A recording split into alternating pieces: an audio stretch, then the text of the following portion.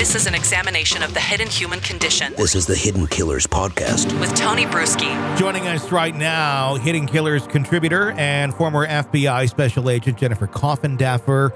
Jennifer, let's talk about the summer break, if you will, although it's not much of a break for the defense of Bryan Kohberger. They have 37 days until about August 1st now, so far less than 37 at this point. They've been granted that stay to take a look at what was going on with the grand jury proceedings leading up to the conviction of Bryan Kohberger. I'm curious, from your perspective, being a former FBI special agent, what exactly are they going to be trying to poke holes in over the remainder of this 37-day period? Well, the number one thing they're going to be looking at was what they claim is exculpatory information. Was that ever shown to this grand jury? Now, I just find this very interesting because exculpatory is, in a sense, very broad from the standpoint of we don't even know what that means. Does that mean an alibi? Does that mean somebody else saw something completely different? We really don't know, but they seem to be singing from the rooftops lately, the defense, that is, team, that's why they want this in any event. And was exculpatory evidence revealed to the grand jury? And if it wasn't, was the true bill that was reached by the grand jury reached, accurately? If, in other words, they didn't know this exculpatory piece. Mm-hmm. But no matter what, just say that the exculpatory piece of information that we aren't privy to, it wasn't revealed. Just say, this doesn't mean that Bryan Kohberger walks free.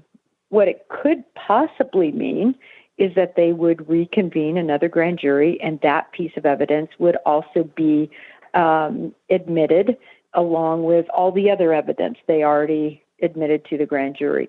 So I'll be interested to see if this really ferrets out to anything or if this is more of a ploy to just, basically they're trying to go at everything at this point. Training records, grand jury, DNA is bad.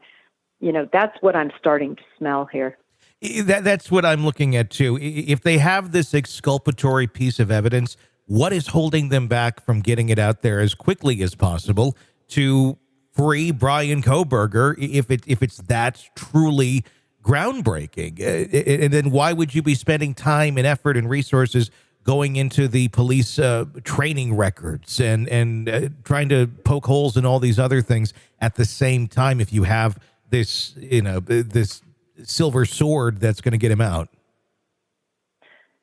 It's such a great question, but it's what I've seen over and over and over again. When you have a strong prosecution case that's backed by really overwhelming facts, this is the posture typically the defense will take and should take. Because when you can't poke holes in the evidence, you start trying to poke holes in either how they got it, the people who got it, how it, came to be, because the evidence is just so strong in this matter. And they are trying to, it seemingly, poke holes into Moscow, Idaho, and the police force there, just because they are a smaller department, not very experienced in things like this. So the likelihood of, quite honestly, just innocent mistakes, if you will, but not necessarily things that would affect evidence or the actual prosecution, but maybe some procedural things here and there just because of lack of experience. If they do find things like that, how is that going to be looked at from a judge in terms of, are we going to admit this or that? Or have you ever seen things like this when they're dealing with a smaller department, like any sort of staple mistakes that you see made that need to be addressed? Well, I think early on we're going to see some errors possibly, when they first came on scene, which makes sense. I mean, this would have been overwhelming. We know there were multiple people on scene. How was this crime scene protected? How were law enforcement officials entering? Was everybody fully protected? I could go on and on. What type of training did they have to enter a crime scene? But at the end of the day, you still have the facts that exist. And typically there are more than one individual that is going to have collected that piece of evidence. So it's not singular in nature. So say you have a rookie who's never had any crime scene training, who's never had any interviewing training, and they were one of the people on scene that cordoned it off or maybe sat in on an interview of one of the kids that were there. He's not going to be alone. He's going to be with other people. And that, I think, is going to be the fallacy of this argument, or what seemingly is this argument they're trying to make, and that is that they're not well trained. Yeah, because it seems at the end of the day, whether you're well trained or not, or you just came from working at McDonald's to working at the Moscow PD, it doesn't change DNA being on a knife sheath. It doesn't, and that's nothing that someone could just mishandle and suddenly Kohberger's DNA is there. And it wasn't mishandled as far as we know. It was right there. It just seems like that, the triangulation of the cell phone. There's so many pieces here that we look at that go, well, this is very questionable. None of that has changed in relation to the training of the officers.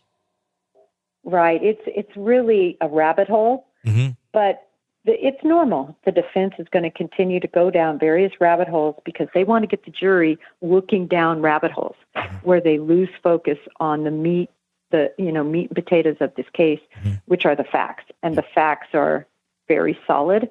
So if they can get the jury to, be peering over here and, oh, what about this? And lose focus, that's what they're hoping. But I have found, Tony, at least in my experience, these jurors are good.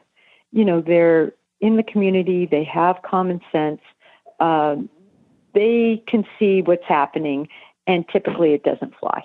This is the Hidden Killers Podcast. Want more? Start binging on all of our true crime podcasts right now through Apple Podcasts, and get an ad-free experience when you sign up to be a True Crime Today Premium Plus member, exclusively on Apple Podcasts. More of the Hidden Killers Podcast, dropping soon. Press subscribe now.